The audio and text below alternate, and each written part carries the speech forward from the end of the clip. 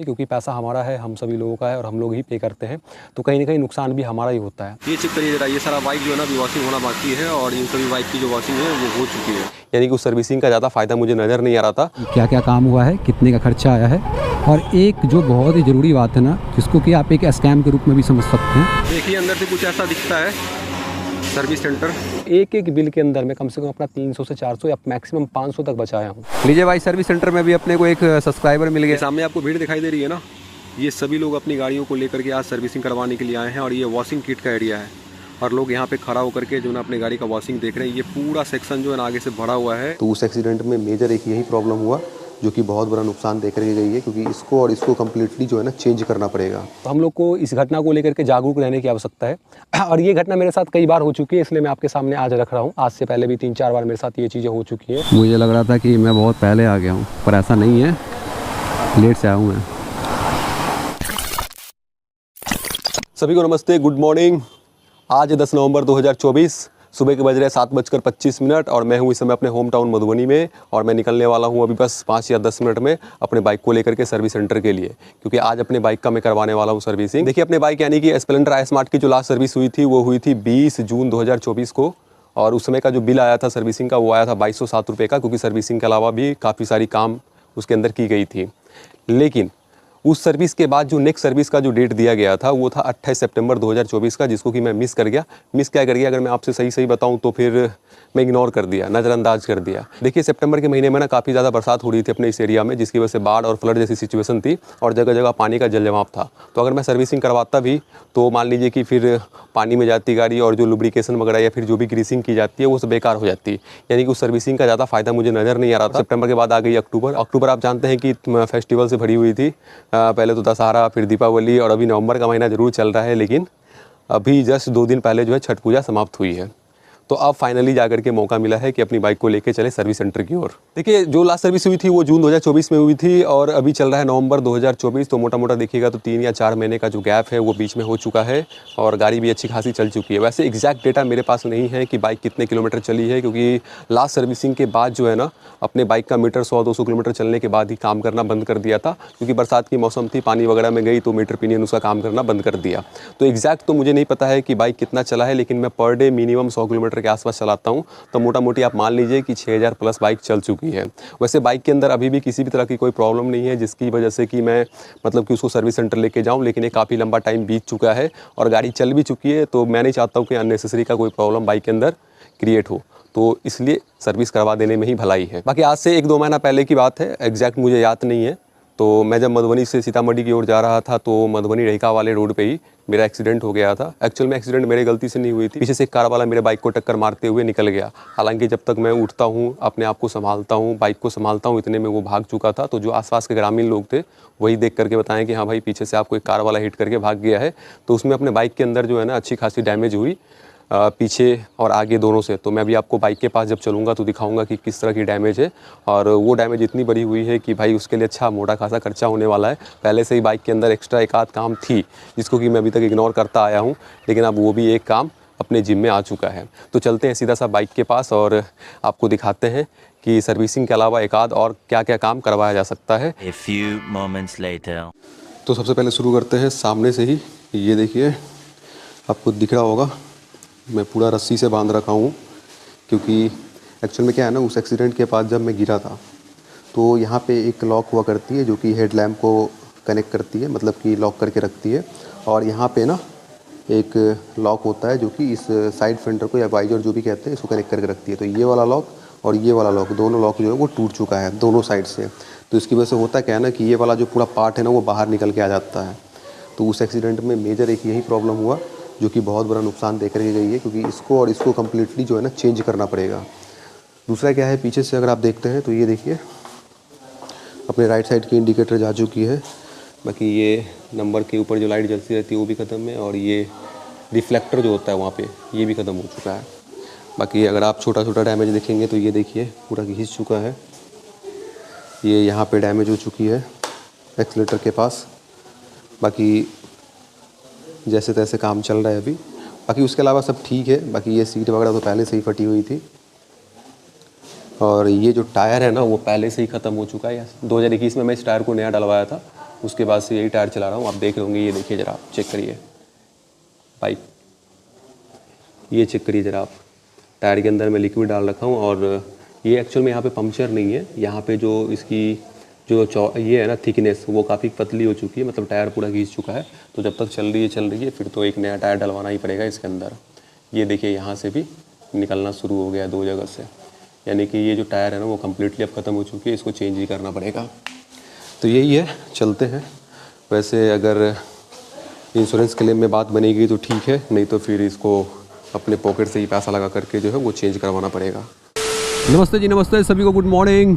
मैं हूं रंजीत और आप सभी का स्वागत करता हूं आज के एक नए फ्रेश वीडियो में। सबसे पहले आप समय देख लीजिए, 7:45, यानी कि 8 बजने में मात्र 15 मिनट बाकी है।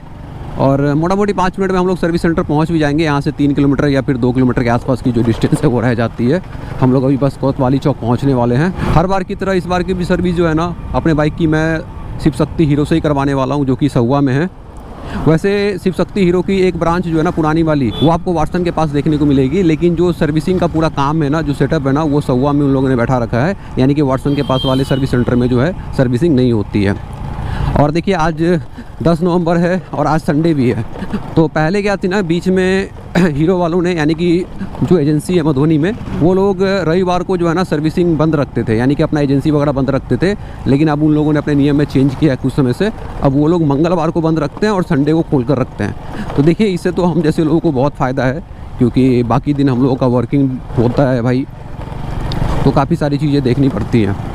और हर बार की तरह अपना ये जो सर्विस है ना, ये भी पेड रहने वाला है। बाकी मैं एक रिक्वेस्ट फिर से करना चाहूँगा कि अगर आप हमारे चैनल पे नए हैं तो चैनल को सब्सक्राइब कीजिए, अगर फेसबुक पेज पे देख रहे हैं तो फॉलो कर लीजिए, और अगर आपको ये वीडियो पसंद आ रही है तो लाइक कीजिए, कमेंट कीजिए और वीडियो को शेयर करना मत भूलिए।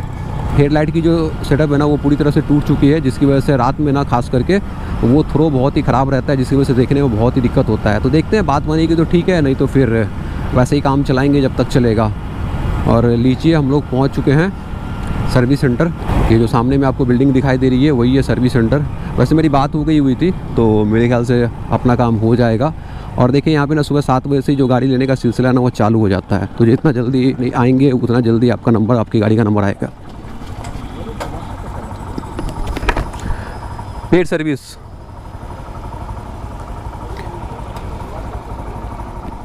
चलिए, अपने बाइक का तो जॉब कार्ड खुल गया, लेकर चलते हैं वॉशिंग एरिया में। वही लास्ट वाला प्रोसेस है। अगर आप लास्ट वाला वीडियो देखे होंगे तो आपको पता होगा, अगर नहीं देखे होंगे तो चैनल पे जाके देखिए। वैसे मैं उस वीडियो का लिंक जो है ना डिस्क्रिप्शन बॉक्स में डाल दूंगा। पहले से इतनी सारी गाड़ियां आ चुकी है,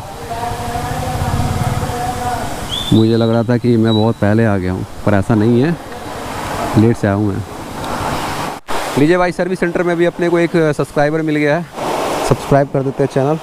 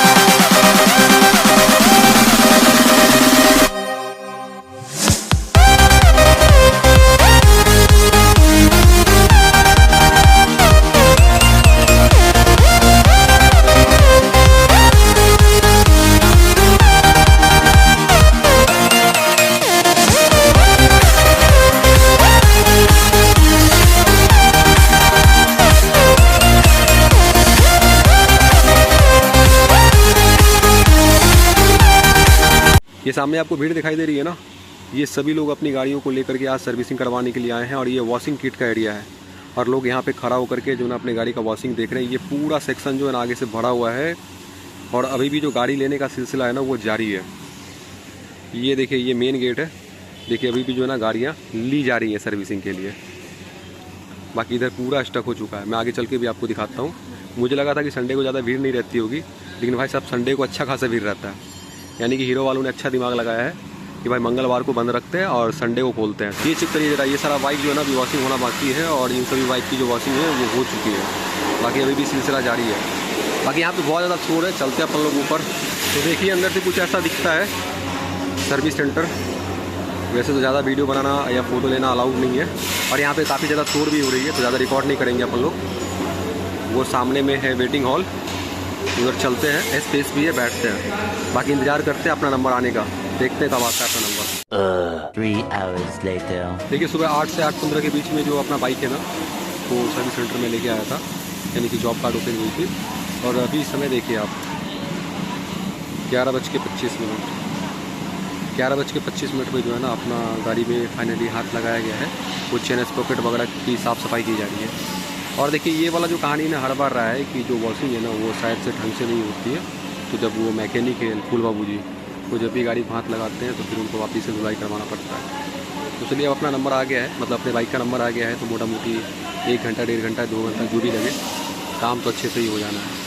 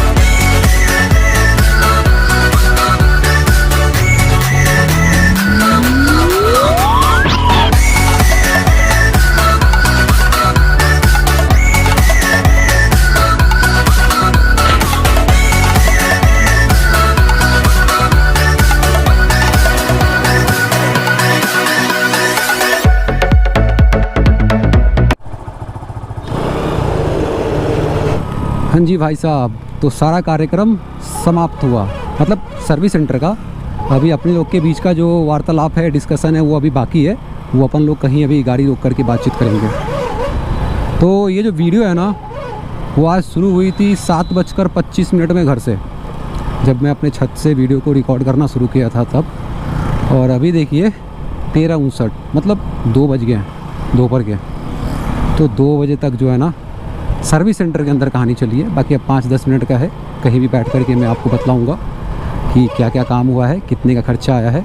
और एक जो बहुत ही ज़रूरी बात है ना, जिसको कि आप एक स्कैम के रूप में भी समझ सकते हैं या जो भी, उसके बारे में भी मैं आपको डिटेल दूंगा। अगर आपके पास 2 व्हीलर या 4 व्हीलर है तो आपको अवेयरनेस की ज़रूरत है, मतलब आपको सजग रहने की ज़रूरत है, ताकि आपके साथ भी इस तरह की जो चीज़ें हैं ना वो ना हो। क्योंकि ज़्यादातर जो जनता है ना वो सिर्फ सर्विसिंग करवाती है, बिल देखती है, पैसा भर देती है। बाकी अभी तक अगर वीडियो आपको पसंद आ रही है तो लाइक कीजिए, कमेंट कीजिए, वीडियो को शेयर कीजिए। अगर आप हमारे फेसबुक पेज पे देख रहे हैं तो फॉलो कर लीजिए और यूट्यूब पे चैनल को सब्सक्राइब करना मत भूलिए। ये पहली बार हो रहा है कि इतनी सवेरे मैं अपने बाइक को लेके जा रहा हूँ, नहीं तो आज से पहले जितनी बार भी आया हूँ मैं सर्विस सेंटर अपने बाइक की सर्विसिंग करवाने, अंधेरा होने से पहले तो नहीं गया हूँ। तो आज सवेरे जाने का एक फ़ायदा भी हुआ कि सवेरे अपने लोग को छुट्टी मिल गई। हाँ, लेकिन एक चीज़ है ना, मैं सोच रहा था कि संडे को ज़्यादा भीड़ नहीं रहेगी, लेकिन ऐसा नहीं है। संडे को तो भाई साहब और दिन के मुकाबले तो बहुत ज़्यादा भीड़ है। आप देखे भी होंगे वीडियो में, मैं आपको दिखाया भी था। तो सवेरे जाने से ये फ़ायदा हुआ कि 2 बाइक के बाद अपना नंबर आ गया। एक्चुअल में इन लोग के साथ सिस्टम क्या है ना, थोड़ा सा ख़राबी में बोलूँगा। ये लोग ना पहले फ्री टोकन वालों को देखते हैं, यानी कि जिनकी फ्री सर्विस होती है ना, ग्रीन टोकन वाले होते हैं, ये लोग पहले उनको क्लियर करते हैं और पेड सर्विस वालों को बाद में। A few inches later. तो ये देखिए सर्विसिंग के बाद अपनी बाइक जो है ना कुछ ऐसी दिख रही है, साफ़ सुथरी। पहले तो काफ़ी ज़्यादा गंदी थी, क्योंकि मैं महीनों तक धुलवाता नहीं हूँ, थोड़ा सा लापरवाह हूँ मैं इस मामले में। तो देखिए मोटा जो है ना इसके अंदर बैरिंग चेंज हुआ है, सामने का 2 इंजन ऑयल डाला है और यहाँ पे आप देख रहे होंगे एक नया नट भी डाला है। साथ में ना यहाँ पे एक ब्रेक स्प्रिंग होती है, आपको दिख रहा होगा, मैं थोड़ा सा जूम करके दिखा देता हूँ।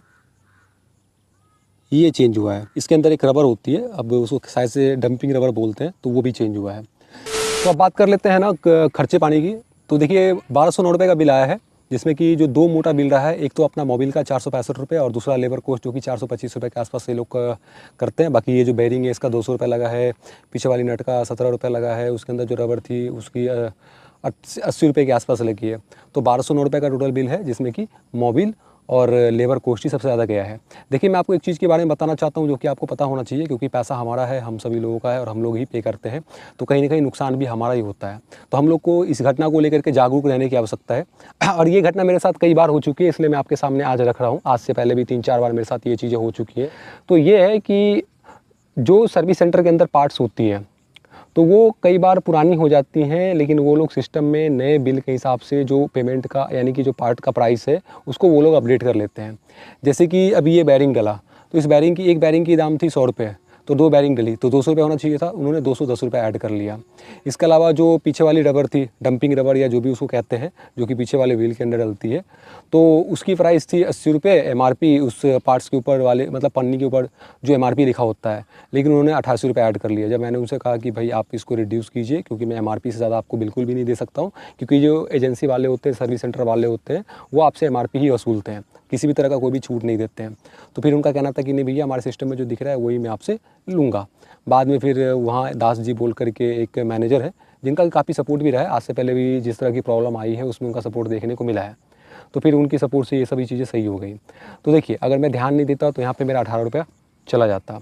और बात 18 रुपये की नहीं है, क्योंकि 18 रुपये देखा जाए तो वाकई में छोटा अमाउंट है, लेकिन आज से पहले जो 3 से 4 बार घटनाएं हुई हैं, तो एक एक बिल के अंदर मैं कम से कम अपना 300 से 400 या मैक्सिमम 500 तक बचाया हूँ, जिसकी कि मेरे पास आज भी प्रूफ है।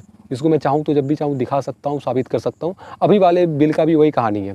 पहली बार इन लोगों ने जो बिल बना के दिया उसमें प्राइस बहुत ज़्यादा थी, और मेरे मतलब कि उसमें अड़चन डालने से बाद में इन्होंने उस बिल को वापस ले लिया और उन्होंने एक नया इनवॉइस वगैरह क्रिएट करके बिल बना कर उन्होंने मुझे दिया है। दास जी की हेल्प से ये सभी चीज़ें हो पाई। तो मेरा ये कहने का मतलब नहीं है कि भाई अब ये किसी तरह की स्कैम है या जो भी है, मेरे को उतना उसके अंदर जाना नहीं है और नहीं आप लोग को जाना चाहिए मेरे ख्याल से। बस अपने को करना क्या है ना, कि अपन जो काम करवाते हैं या जो अपना बिल होता है या जो पार्ट डलवाते हैं, उसकी एक फ़ोटो तो ज़रूर क्लिक करके रख लेनी है कि भाई हमारे जो गाड़ी के अंदर जो मोबिल डल रहा है उसकी MRP क्या है, हम जो पार्ट डलवा रहे हैं उसकी MRP क्या है, ताकि बिलिंग काउंटर के ऊपर जो है ना, अगर किसी तरह की कोई शंका होती है या दिक्कत होता है तो हम लोग उस चीज़ को आराम से क्लेम कर पाएँ।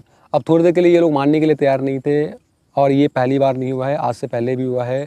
और जब एक बार बिल बन जाती है तो दोबारा फिर से बिल को मतलब कि वापस लेने में, नया बिल जनरेट करने में एक अच्छा खासा टाइम चला जाता है। तो इन सभी चीज़ों का अपने को ध्यान रखना है, क्योंकि पैसा अपना है तो लॉस भी अपने को ही होगा। अगर मैं वहाँ पे 18 रुपये ज़्यादा पे कर देता या आज से पहले वाली बिल में 300-400 रुपये ज़्यादा पे कर देता, तो कहीं ना कहीं ये सर्विस सेंटर या फिर एजेंसी को ही प्रॉफिट होने वाली थी। बाकी लास्ट सर्विसिंग जो हुई थी 20 जून 2024 को, उसमें अपना खर्चा आया था 2209 रुपये का, और ये जो सर्विसिंग हुआ है इसमें अपना खर्चा आया है 1209 रुपये का। तो पिछले सर्विसिंग के मुकाबले देखा जाए तो 1000 रुपये का अंतर है, लेकिन इस सर्विसिंग के अंदर मैं सिर्फ जनरल सर्विस करवाया हूँ, जिसके अंदर की मोबिल चेंज हुई है, छोटे मोटे जो नट बोल्ट वगैरह चेंज होने थे, बैरिंग वगैरह चेंज होनी थी, वो हुआ है, और साथ में ही जो बॉडी की ऑयल चेकअप वगैरह होती है या फिर ग्रीसिंग वगैरह करना होता है, वो सब हुई है। अब जहाँ तक रही बात सामने की जो हेडलाइट यूनिट वगैरह जो टूटी हुई है एक्सीडेंट में, या फिर पीछे का जो चीज़ें टूटा हुआ है इंडिकेटर से लेकर के मड गार्ड वगैरह, तो ये सब चीज़ जो है ना, वो मैं अलग प्रोसेस के तहत चेंज करूँगा, और जब मैं चेंज करूँगा तो मैं आपको दिखाऊँगा भी, इस चीज़ के ऊपर एक सेपरेट वीडियो भी बनाऊँगा। बाकी आज की इस वीडियो को यहीं तक रखते हैं। अगर आपको ये वीडियो पसंद आई हो तो लाइक कीजिए, कमेंट कीजिए, चैनल पे नए हैं तो सब्सक्राइब कर लीजिए, और अगर आप हमारे फेसबुक पेज पे देख रहे हैं तो फॉलो कर लीजिए। बाकी वीडियो को शेयर करना मत भूलिए, और कमेंट करके बताइए कि आपको ये जो लोकेशन है वो कैसा लगा।